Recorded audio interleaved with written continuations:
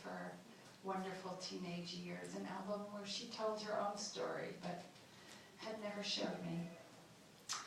This time I noticed several images that hadn't caught my eye before. Shots taken in the living room of 32 Grassi Strasse, a picture of Alice and Erica in front of the old town hall in Leipzig, and on the back of the last page of the album, a small photo of a grave site with fresh flowers. I stared at the last image, almost an afterthought, with no caption. I could see why I overlooked it before. All the other pages of the book evoked liveliness and passion, the laughter of schoolgirls, the joy of the ski slopes, the banter of friends and lovers. This photo was silent. With a magnifying glass, I read the name Lewin carved in bold capital letters across the top of the gravestone. It was harder to decipher the next row of letters, but I made out Nellie on the left and Dr. Max Lewin on the right. Again, I was reminded of the twists and turns of destiny. By pure chance, the photo album must have been in the first trunk that Uncle Curtis picked up before the family got news of the divorce. That's part of the inside story that you don't know yet. Otherwise, the photos would have been lost forever. I wrote Matthias about the picture of the grave. He answered immediately, "If they were buried in Leipzig, I will help you find them." So I'm going to stop there and see if anybody wishes to share something or ask something either about the process of writing or the subject matter or anything at all that you'd like to know. Yeah, Lex. I've read this book and I loved it. It was such a page turner, and loving you so much, it was really wonderful to read your story as well as your mother's story. And I was, I think, really taken with how you continued on. And at many points, I think, I thought to myself, like, gosh, I probably would have just let it go. Or so I was just curious, like, what really kept you going? And you made many trips to New York, and obviously went all the way to Germany, and so what was that in you that just kept going? Kept wondering, kept searching. Well, I have the same question sometimes. I really do. I mean, I really did leave home at 16. I really did. I even changed my name. As you will read, my mother gave me the name Terry, and I got involved with our wonderful Indian guru and got this Sanskrit name Mani. I mean, I really tried to create a different identity. But when I saw that photograph of my mother and her sister, I got something. I mean, it was visceral. Let's face it, it was destiny. I mean, I was so obsessed for so long. Everyone would say to me, "Don't you think you're a little obsessed?" And I would say, "A little." I am completely devoured by this search. It's not even up to me. I have no choice. I mean, I spent years writing and rewriting.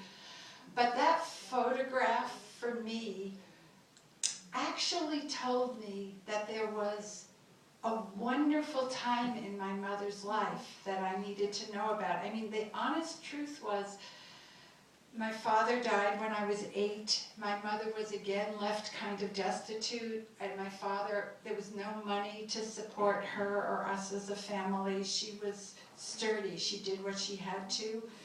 So I suddenly think, maybe this is hindsight, I realized I missed out on the good news about her life. I thought I had a very dreary, sad family history. And now I know, actually, that's only part of the story. And I think what propelled me forward was reclaiming the totality, first of all, of the person that was my mother. She was a fabulous person. She was an adventurous person. She once had probably as much gusto and joy for life as I have. And I think, again, I once said to someone in my youthful wisdom. I remember saying, if anyone ever found my journals, they would think I had the most unhappy life.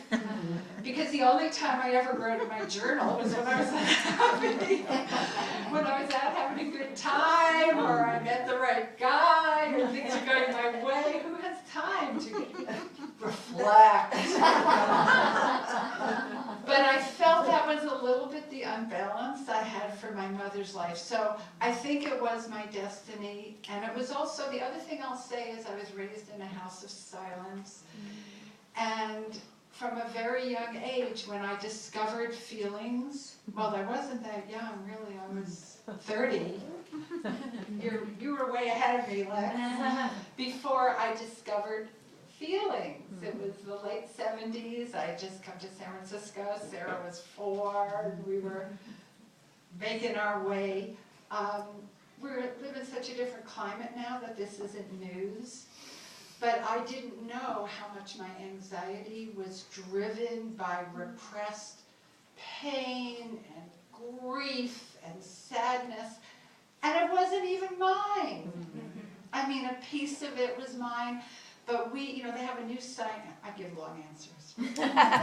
Thanks for the prompt. There's this new site. If any of you follow my website, I have a terrific website reflecting on memory and memoir.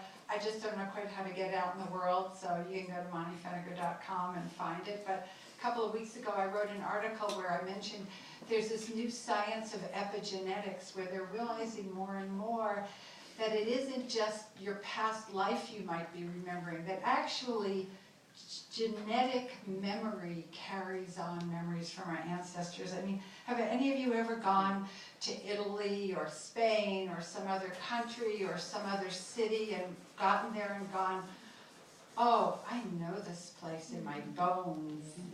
Well, you just might know it in your bones. And that isn't a metaphor. So I think that I knew a lot in my bones, and what a relief to know it in my mind. And the other thing that happened is that as I went forward, life came toward me. I cannot tell you how many people contacted me and said, you should go talk to Dr. Schmerl at Piedmont Gardens, whatever you call it, assisted living. Well, he was 97, it was more than assisted living.